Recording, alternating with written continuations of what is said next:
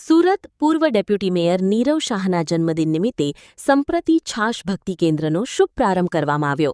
સુરત શહેરમાં કાળજાળ ગરમી વચ્ચે નાગરિકોને શીતળતા અને રાહત મળે તે હેતુસર એક અનોખી સેવાકીય પહેલ હાથ ધરવામાં આવી છે। પૂર્વ ડેપ્યુટી મેયર નીરવ શાહના જન્મદિન નિમિત્તે સંપ્રતિ છાશ ભક્તિ કેન્દ્રનો અડાજણ પાટિયા ખાતે શુભ પ્રારંભ કરવામાં આવ્યો।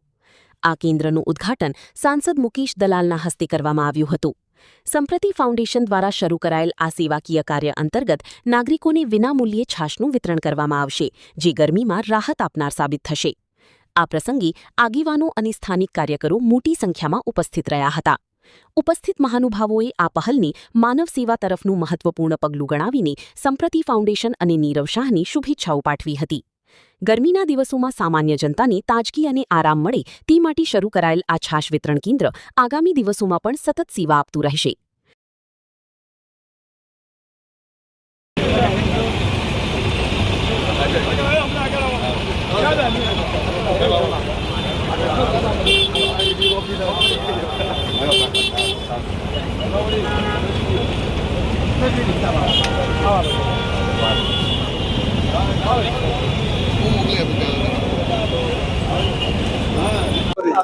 નીરવ શાહ ચેરમેન સંપ્રતિ ફાઉન્ડેશન। ઉનાળાના ધોકધકતા તાપની અંદર લોકોને શીતળતાનો અનુભવ કરવા માટે 1 મે મારા જન્મદિવસના ઉપલક્ષ્યમાં આ વખતે દર વર્ષની જેમ અડાજણ પાટિયા દફતર સર્કલ પર અમે મસાલાવાળી ઠંડી છાશના વિતરણનું આયોજન કર્યું છે। સતત 1 મહિના સુધી આ જગ્યા પર ઠંડી છાશનું વિતરણનું આયોજન થશે।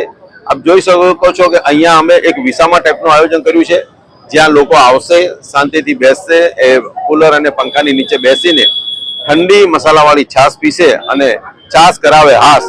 આ ન્યાયે અમે લોકોને શીતળતાનો અનુભવ કરાવવા માટે અમે આ આયોજન હાથ ધર્યું છે। રોજના કેટલા લીટર છાશનું આયોજન કરેલું છે? લગભગ 2500 થી 3000 વ્યક્તિઓ સુધી છાશનું વિતરણ કરવાનું આયોજન છે અને 12 વાગ્યાથી લઈને 3-3:30 વાગ્યા સુધી જે ગરમીનો ધોકધકતો તાપ છે તે સમયમાં અમે આયોજન કરીએ છીએ।